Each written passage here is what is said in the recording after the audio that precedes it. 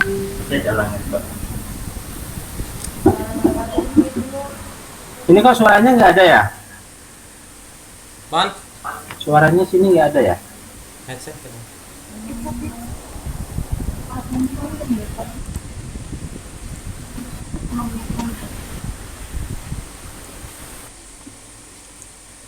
Assalamualaikum warahmatullahi wabarakatuh.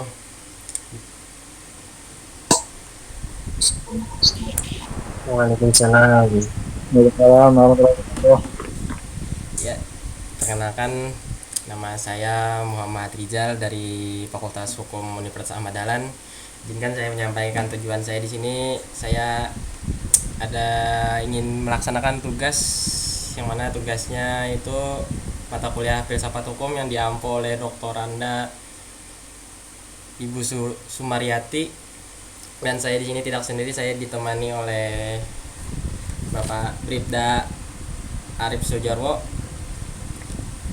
Sini saya ingin menyampaikan beberapa tentang undang-undang itu yang berhubungan dengan hak-hak para pejalan kaki.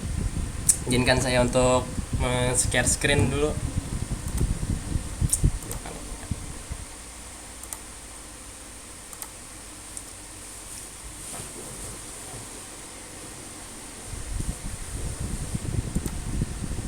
Nah, diskusi kita malam ini adalah memahami hak-hak pejalan kaki yang dilindungi oleh undang-undang. Apa-apa itu hak para pejalan kaki? Jika saya ingin teman-teman terlebih dahulu menyaksikan beberapa potongan video yang saya ambil dari YouTube. Silakan saksikan dulu. Terus ini adalah untuk pejalan kaki. Jadi bagi para pengendara harap segera ke belakang garis. Bapak, tidak, ayo ke belakang garis. Tolong pengendara ke belakang garis, mas, ke belakang garis, mas. Tolong mas, ke belakang garis. Ya, enggak ini. Ini apa? Jaga itu dong, lo. Ya udah, enggak ini apa? Nggak bisa gitu dong. Mundur, nggak bisa. Ngebut-ngebut amat.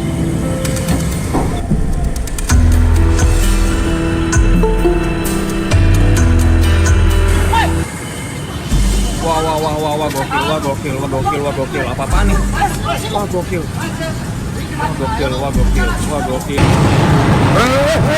Apa nih? Mau jalan. Ini pejalan kaki punya. Waktu itu sama ini duluan pertama. Enggak, ini punya pejalan kaki. Zebra cross namanya. Masa lu apa bro? Lah, zebra cross boy. Gak boleh dari sini, ini batasnya. Gue tuh buru-buru.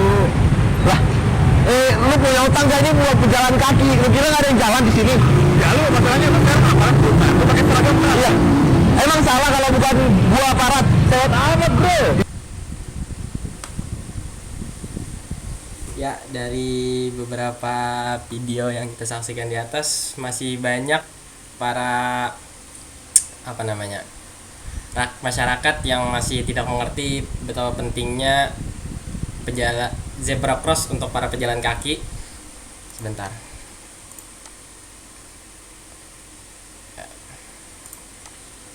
Nah, apa-apa saja sih yang jadi hak dan kewajiban para pengemudi motor, yaitu yang dimana diatur di dalam Undang-Undang Nomor 22 Tahun 2009 tentang lalu lintas dan angkutan jalan, itu LLAJ. Di sini undang-undang ini menjelaskan tentang lalu lintas dan angkutan jalan adalah satu kesatuan sistem yang terdiri atas lalu lintas, angkutan jalan, jaringan lalu lintas dan angkutan jalan, prasarana lalu lintas dan angkutan jalan, kendaraan, pengemudi dan pengguna jalan serta pengelolaannya. Nah, perihal zebra cross sejatinya merupakan jalur atau tempat yang ditujukan untuk pejalan kaki saat hendak menyeberang jalan. Namun kenyataannya, terlebih di wilayah dengan kepadatan lalu lintas yang tinggi, para pejalan kaki banyak yang kebingungan ketika akan menyeberang karena area zebra cross malah dipenuhi banyak motor. Nah, pasti beberapa kita sendiri, teman-teman pasti pernah lah 1-2 kali melanggar itu. Nah, jadi dengan mengetahui undang-undang ini bahwa zebra cross itu sudah diatur dalam undang-undang, jadi kita lebih tahu untuk lebih sadar gitu untuk mewujudkan ketertiban di jalan. Nah, di sini perihal pejalan kaki terdapat di dalam pasal 131 sampai 132, di mana pasal 131 itu ayat 1 menjelaskan pejalan kaki berhak atas ketersediaan fasilitas pendukung yang berupa trotoar, tempat penyeberangan, dan fasilitas lain.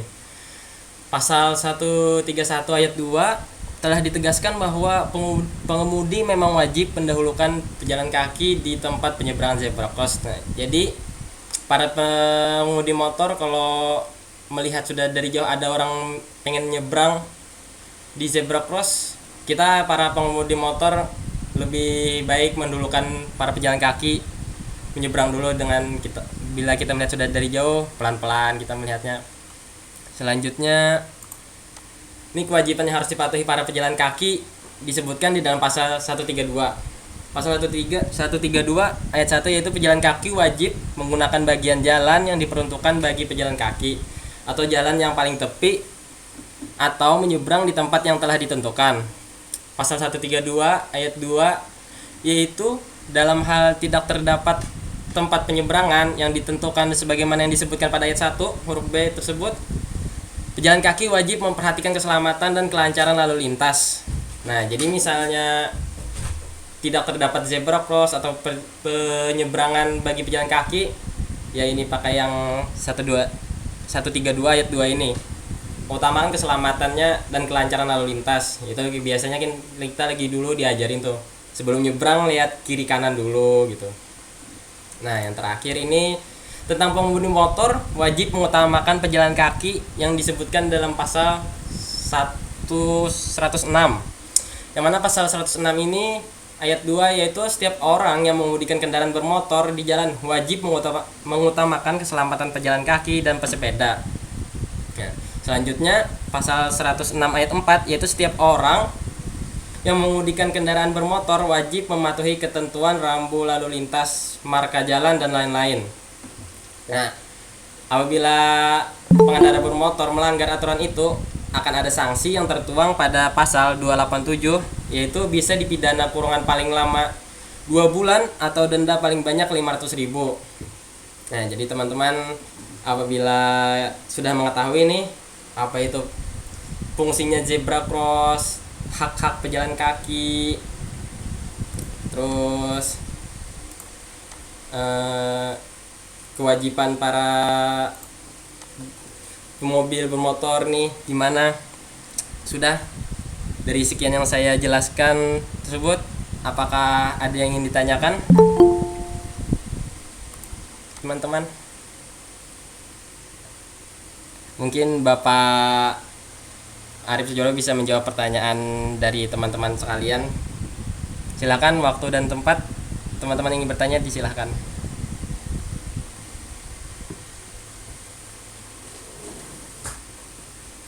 Silakan, jika ada yang mau ditanyakan silakan.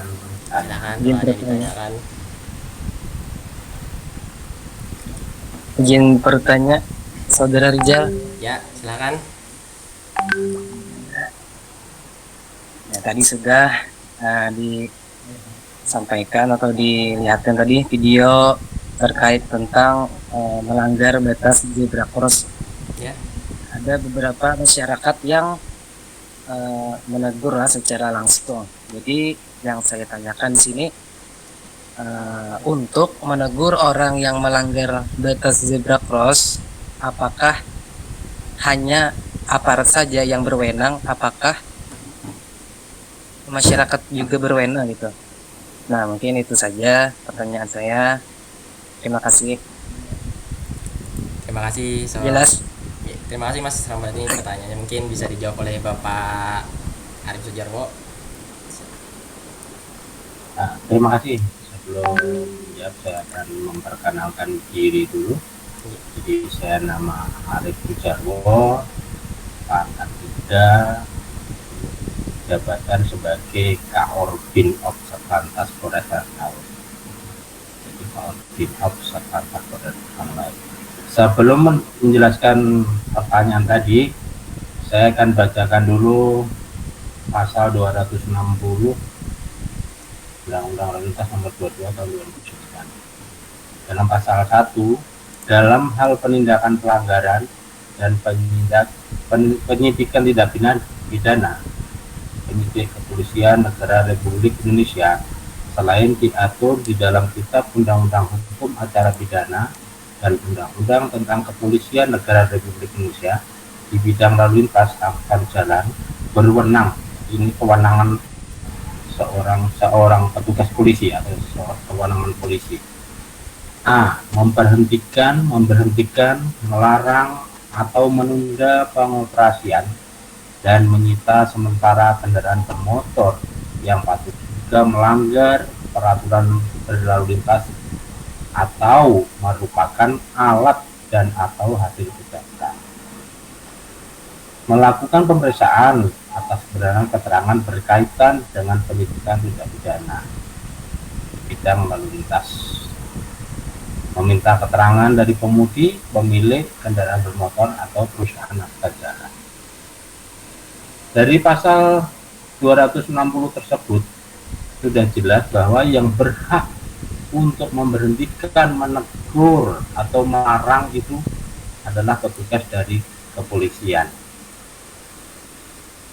Namun demikian, jadi bagi seseorang yang kita sudah tahu aturan atau tahu hukum, sebenarnya tidak ada larangan untuk menegur. Jadi umpama kita ketemu pas mau nyebrang di zebra cross, kita menegur, tapi menegur seseorang itu harus dengan kata-kata yang sopan santun. Kenapa harus kata-kata dengan yang sopan santun?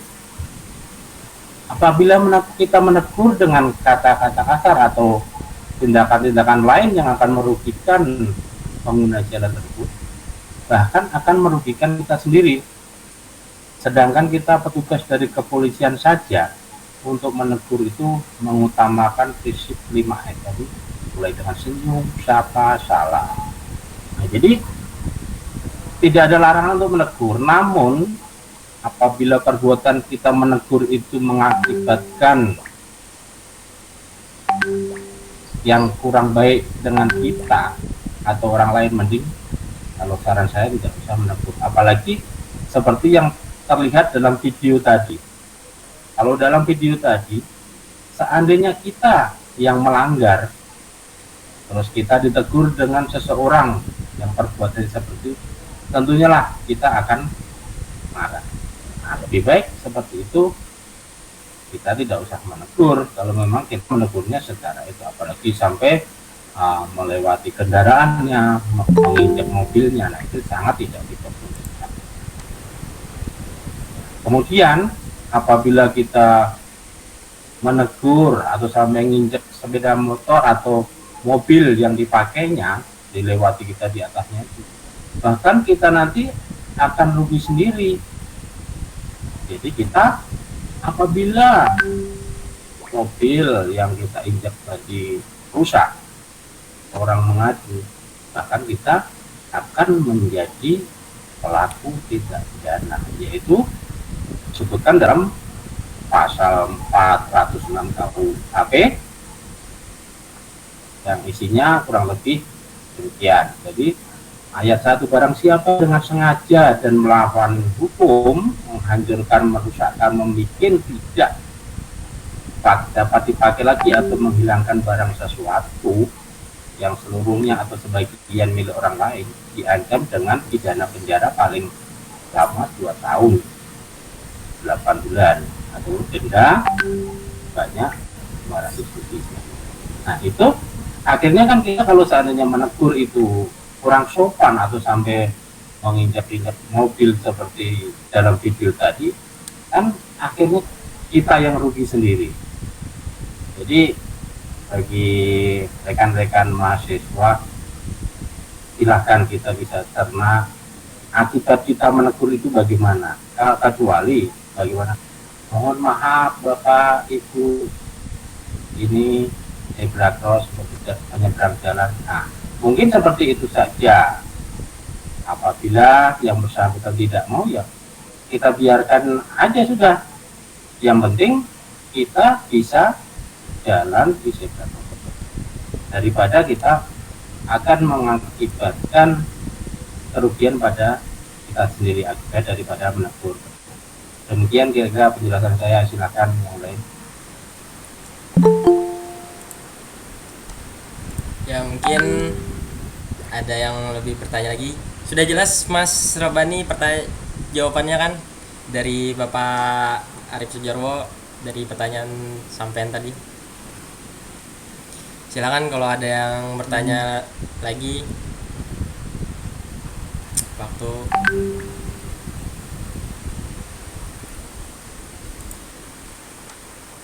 Silakan, ada yang bertanya?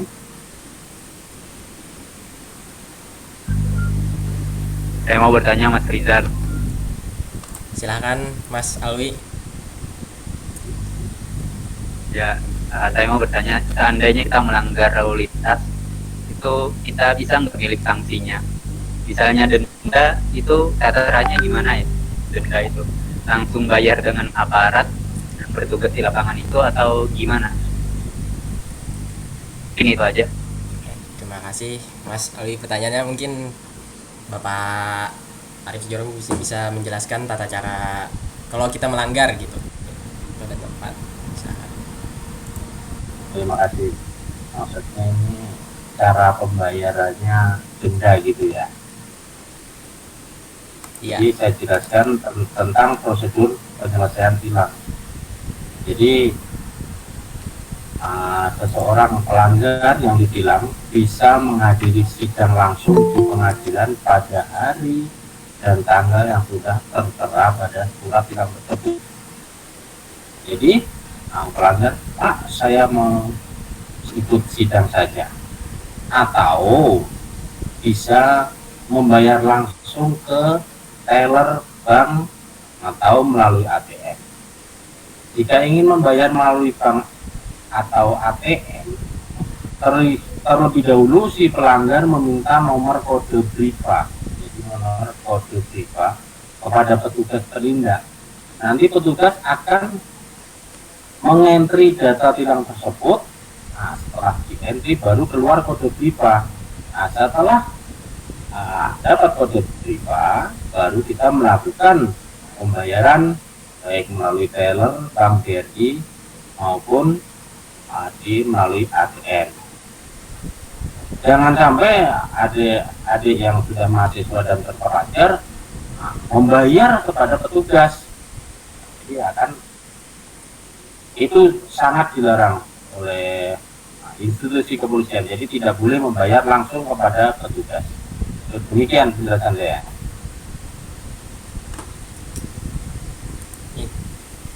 Terima kasih Pak atas jawabannya. Mungkin ini pertanyaan terakhir. Tuh waktunya kita udah mepet sekali. Terima kasih. Mungkin ada pertanyaan terakhir buat teman-teman yang masih bingung dari materi kita hari ini, diskusi kita malam ini. Silakan. Aku mau nanya dong, boleh nggak? Boleh dong. Silakan tanyakan tanya. Apakah ada hubungan antara buru-buru dengan melanggar pembatas zebra cross seperti di dalam contoh video terakhir? Terima kasih. Coba saya akan menjawab. Jadi antara buru-buru tidak ada dengan melanggar zebra cross. Itu tidak ada hubungannya. Kalau dengan alasan kita buru-buru terus melanggar zebra cross, itu tidak ada. Namun apabila terburu-buru kemudian ada petugas di situ, kita bisa lapor, Pak, saya buru-buru karena ada keperluan orang tua sakit, atau mungkin akan diprioritaskan. Jadi untuk yang diprioritaskan pada lalu lintas jalan itu ibaratnya seperti ambulan atau pemadam kebakaran atau pengawalan dari kepolisian atau petugas dari POM, dari polisi militer itu kita bisa dahulukan. Seperti contohnya kita pada saat berada pada lampu merah itu mempunyai hak untuk didahulukan karena itu seperti pemadam yang perlu buru-buru itu memang kita harus dahulukan ambulan, iring-iringan yang dengan pengawalan petugas itu kita harus dulukan. Demikian Pak jawaban saya. Terima kasih Pak atas jawabannya ya. Mungkin diskusi kita sampai malam ini sampai di sini saja. Jadi kesimpulannya adalah kita sudah mengetahui apa aja hak para pejalan kaki yang harus kita hormati bagi pengendara bermotor, dan apabila dalam keadaan buru-buru pun misalnya ada yang bertugas, kita izin kepada para petugas yang berada di tempat untuk sampaikan ya apa keperluan kita buru-burunya. Kalau emang benar dengan keadaan mendesak, kita sampaikan saja. Jangan melanggar peraturan lalu lintas, karena kita sebagai masyarakat Indonesia kan negara hukum, jadi kita sebagai masyarakat Indonesia harus taat hukum lah. Mungkin sampai sini saja diskusi kita malam hari ini. Wabillahi taufiq wal hidayah. Wassalamualaikum warahmatullahi wabarakatuh. Terima kasih teman-teman. Waalaikumsalam warahmatullahi wabarakatuh. Waalaikumsalam warahmatullahi wabarakatuh.